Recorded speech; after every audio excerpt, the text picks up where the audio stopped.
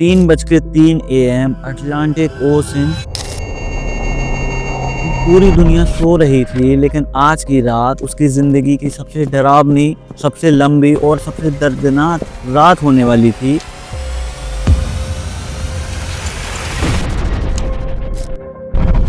Imagine कीजिए, deep ocean के 30 metre under water एक कैपेसाइज्ड जहाज और बाहर अटलांटिक का बर्फ जैसा ठंडा पानी।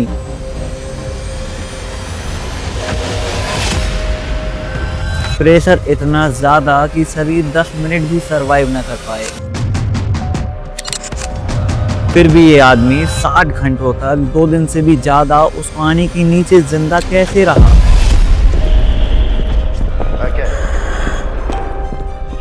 No way to get to them, and I was right in the water and I know I'm going to die. बिना फूड, बिना एयर, नो लाइट, बस चारों तरफ मरे हुए लोग और अंधेरा ही अंधेरा।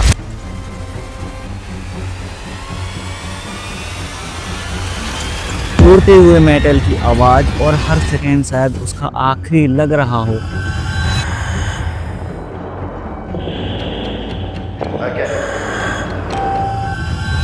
कहानी सिर्फ इतनी नहीं है, ऐसी सिचुएशन जब इंसान को मर जाना चाहिए बट स्टिल अलाइव।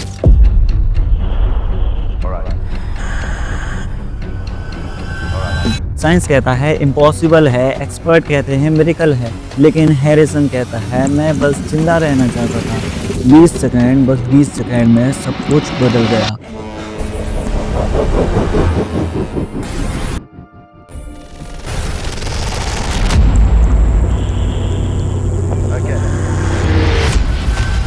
मई 2013, एक शिप जेस्कॉन 4 एक ऑयल थगबोट रूटीन मेंटेनेंस पर अटलांटिक ओशन से चलती है।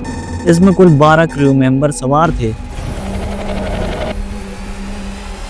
जहाज एक ऑयल टैंकर को गाइड कर रहा था और मौसम थोड़ा रफ था और वेव थोड़ी ऊंची थी, लेकिन ओशन बिल्कुल शांत था।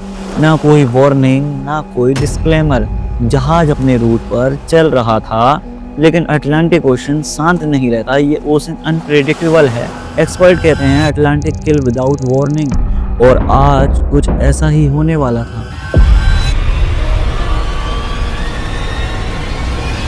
सुबह के 3:30 AM के आसपास एक अजीब सी आवाज सुनाई पड़ती है, जैसे कोई भारी सी चीज बोट के नीचे के हिस्से से टकराए गई हो। हैरिसन, उस शिप का कुक, उस टाइम पर टॉयलेट में था। ये कोई क्रूज की तरह बड़ी शिप नहीं थी, एक छोटी सी कॉम्पैक्ट वर्किंग वेसल थी जहां कंपार्टमेंट साइज छोटे होते हैं और पानी अंदर आने का रिस्क बहुत ज्यादा। अचानक जहाज किसी बड़ी सी चीज से टकराता है। जैसे ही जहाज हिट हुआ, पूरी बोट एक तरफ झुक गई।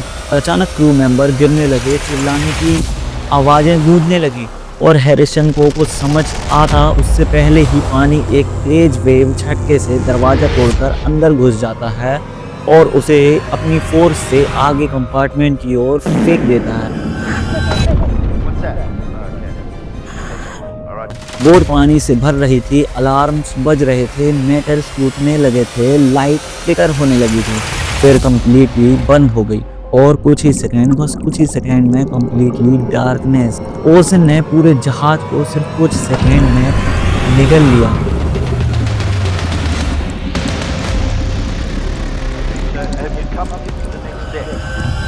शिप एक्सीडेंट में सबसे कॉमन डेथ का रीजन हाइड्रोलिक इंपैक्ट और इंस्टेंट ट्रबलिंग ही होती है। देखो, कोई भी बोट कैपेसाइज्ड होती है इन्हीं 4 रीजंस की वजह से। इंस्टेंट फोर्सफुली कंपार्टमेंट्स में फेंक दिया जाता है। पानी का प्रेशर इतना हाई स्पीड में होता है कि आप सरफेस तक वापस जा ही नहीं सकते।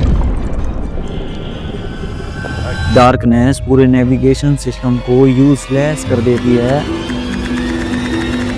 और कोल्ड पहला 16 सेकेंड इंसान की ब्रीथिंग अनकंट्रोलेबल कर देता है। एक्सपर्ट कहते हैं कि precised ship are floating tombs. तो फिर हैरिसन कैसे बचा? क्योंकि वाटर फोर्स उसे धकेलते धकेलते एक इंजीनियर कंपार्टमेंट तक ले गया था, जहां पानी पूरा फिल होने से पहले सीलिंग के पास 4 बाई 3 फीट का एक टीनी एयर बबल बर्ग फंस गया था।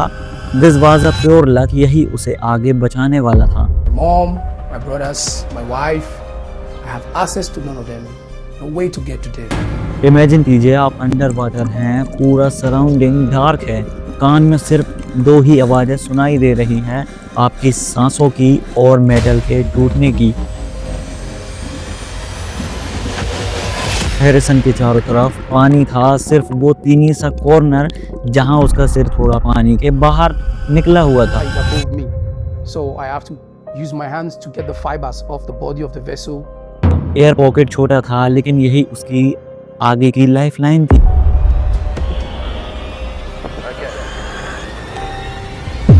गहराई 30 मीटर यानी 3 मंजिल कंक्रीट बिल्डिंग के बराबर। ओशन वाटर आपके सिर पर, इस डेप्थ प्रेशर पर आपके लंग्स को भी स्क्यूज करने की कोशिश करता है, और हैरिसन बिल्कुल अकेले था।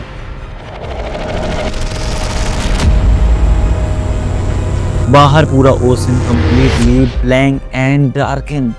दिमाग हेल्यूशन करने लगता है, जैसे कोई पीछे से आवाज दे रहा है, लेकिन ये असलियत नहीं होती।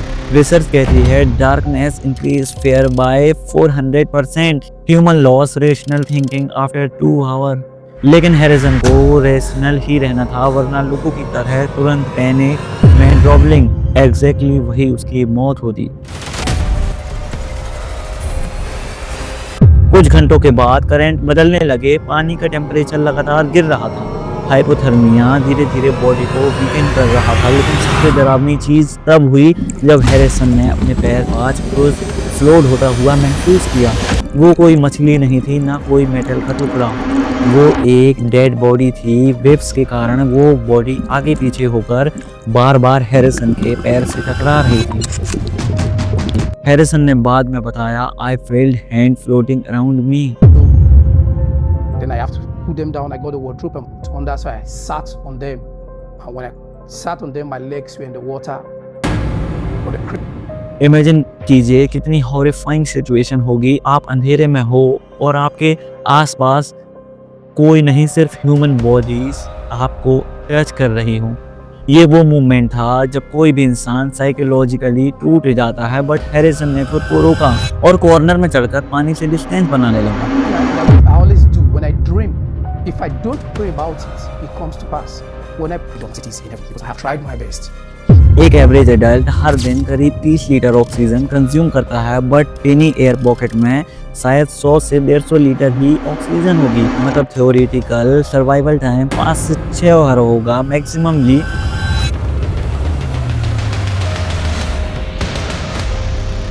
हैरिसन ने कैसे 60 घंटे सरवाइव किया?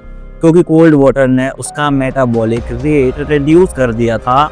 कोल्ड एनवायरनमेंट में बॉडी एनर्जी सेविंग मूड में चली जाती है, स्लीपिंग मूड जैसा, और ऑक्सीजन कंज्यूमन धीरे धीरे कम होते जाता है। लेकिन ये भी रिस्क से भरा था, क्योंकि कोल्ड वाटर का दूसरा नेम है हाइपोथर्मिया डेथ।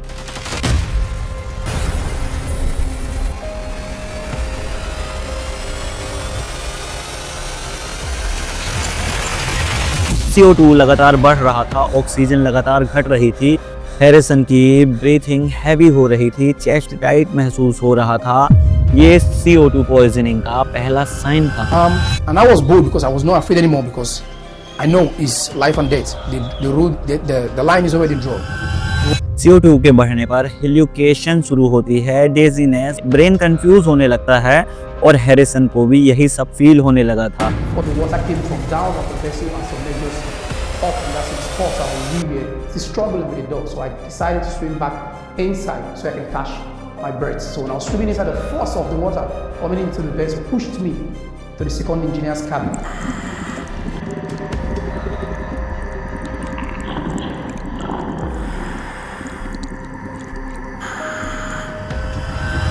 लेकिन हर बार जब वो पैनिक होने लगा तो खुद को रोका। He kept praying, just conscience. I sat on them, and when I sat on them, my legs were in the water. अब हम वो 14 मूवमेंट को समझेंगे जो साइंटिफिकली यहाँ हैरिसन निश्चित रूप से मर सकता था। Point 1 crash impact high enhance of instant death. जैसे ही कोई शिप क्रैश होती है तो उसका प्रेशर इतना हाई होता है कि एक ह्यूमन बॉडी उसे झेल ही नहीं सकती, उसका इंस्टेंट डेथ वहीं पर कंफर्म हो जाती है।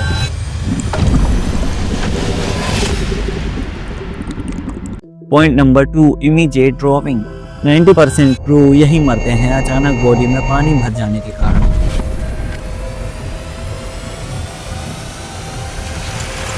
Point number 3 cold shock. Heart instant stop हो जाता है। ज़्यादा ठंडे पानी से हमारी बॉडी के इंटरनल फंक्शन जैसे हार्ट ब्लड सर्कुलेशन तुरंत स्टॉप हो जाता है। Point number 4 hypothermia. उसका बॉडी टेम्परेचर सबसे डेंजरी लो होता है और ये सबसे डरावना पॉइंट होता है। Point number 5 CO2 poisoning, hallucination and unconsciousness. यहाँ पर कार्बन डाइऑक्साइड हमारे लिए जहर का काम करती है, जैसे मानसिक संतुलन खो जाता है।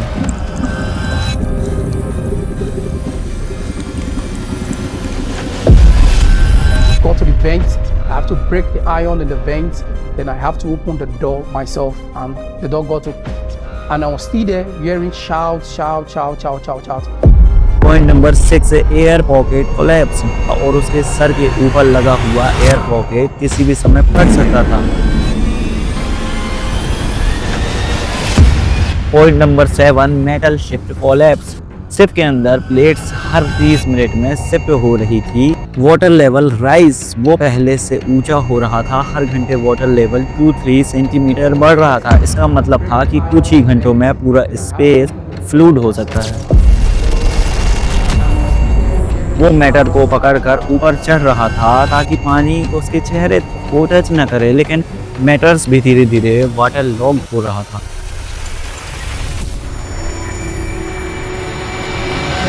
Tidal, trying to see if I can get the door open.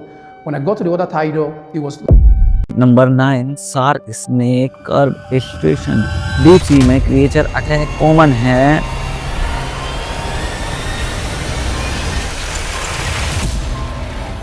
Point number 10 mental collapse. Panic attack under water में मौत की वजह बनते हैं।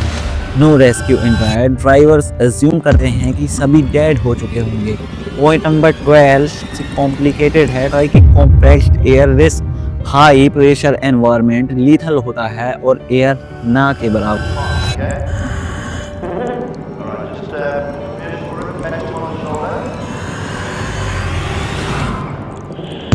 Point number 13 rapid ascent risk. His blood circulation could explode due to nitrogen एम्बुएंस। शरीर के अंदर खून के क्लाउड किसी भी टाइम फट सकते हैं नाइट्रोजन गैस के प्रेशर से। बहुत सेंसिटिव प्रोसेस होता है और इन 14 प्रोसेस में हर एक मूवमेंट साइंटिफिकली फैटल था, लेकिन हैरिसन हर बार इनविजिबल थ्रेशोल्ड क्रॉस करता गया।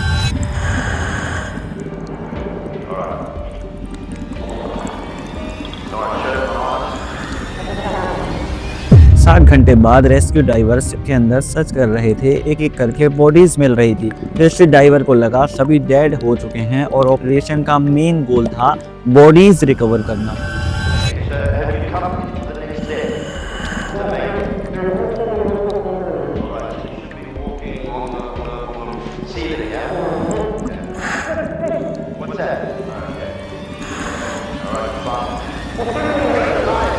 एक डाइवर हैरिसन के कंपार्टमेंट के पास से गुजरता है, तभी हैरिसन की हल्की सी आवाज़ सुनाई देती है, वो भी पानी में हाथ हिलाने की। डाइवर ने सोचा डेड बॉडी फ्लोटिंग हो रही होगी, लेकिन जैसे ही उसने हाथ को टच किया उसे वार्म ह्यूमन स्किन फील हुआ और वो शॉक से पीछे हट गया।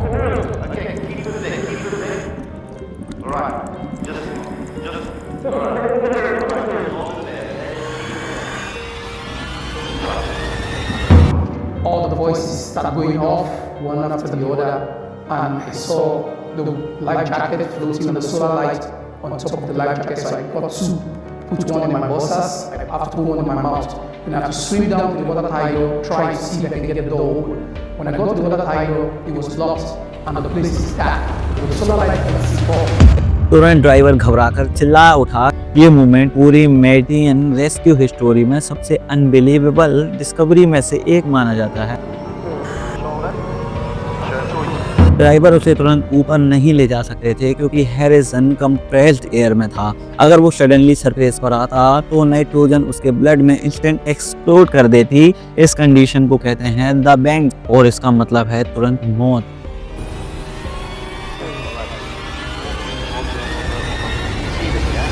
फिर सावधानी से डिकम्प्रेशन चैम्बर में शिफ्ट किया गया और 2 दिन तक उसी चैम्बर में स्टे रखा। Alright, now you mustn't panic, eh? You must listen to me, alright? Alright. We're gonna take you in the water and we're gonna take you to the bell. Okay? एक छोटी सी भी mistake instant death का कारण बन सकती थी।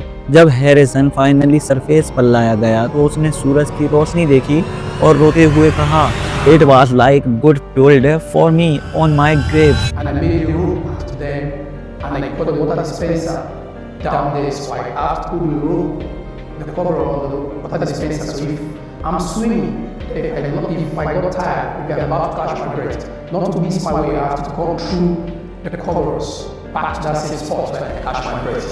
So that was all I was doing for more than a day. और उसकी पूरी बॉडी फ्रिंक वाइट सेलो था, लेकिन वो जिंदा था और दुनिया आज भी उसे कहती है the under water miracle man. क्यों? क्योंकि टर्बुलेंट के प्रेसाइज होने के बाद एक स्पेसिफिक कंपार्टमेंट में एयर ट्रैप हुई और ये तभी पॉसिबल है जब बाकी कंपार्टमेंट इंस्टेंटली फ्लूड हो जाए और एक कंपार्टमेंट का डोर प्रैक्टिकली क्लोज रहे, एयर कोलैप्स न कर पाए और बोट ओरिएंटेशन एक स्पेसिफिक एंगल में फंस जाए। एक्सपर्ट कहते हैं out of 10 similar accident this structure stability haven the once, यानी 100 में से एक ही ऐसा इंसिडेंट होता है। नॉर्मली 30 मीटर डेप्थ पर प्रेशर इतना होता है कि लंग्स कोलैप्स हो सकते हैं, बट हैरिसन सर्वाइव कर गया बिकॉज वो फुल्ली सबमर्ज्ड नहीं था। उसके आसपास एयर कंप्रेस हो चुकी थी, उसके लंग्स ग्रेजुअली एडजस्ट हो गए थे। This is the rare human turbulence event. Psychological resilience इस आदमी ने दिमाग को टूटने नहीं दिया। Mom, my brothers, my wife, I have access to none of them. No way to get to them. And I was right in the water and I know I'm going to die. Survival psychology में एक term है cognitive anchoring, यानी दिमाग को एक ब्रेफ से बांध कर रखना। हैरिसन ने अपने फेथ और होप को एंकर की तरह यूज किया और I pray to say stain his skin totally damage. 60 घंटे पानी में भीगी हुई बॉडी, स्किन लेयर अलग होने लगी थी, लेकिन साल्ट वाटर ने उसे जलाया। डीजल ने स्किन पोर्स को डैमेज किया, ब्लैक मूड स्पोर्स ब्रीथिंग में गए, but still no major organ failure. How did we know down during sleep voice over. सबसे बड़ा मिस्ट्री जो वो सोया नहीं, वो 60 घंटे तक जगा रहा। क्यों? फेयर के कारण।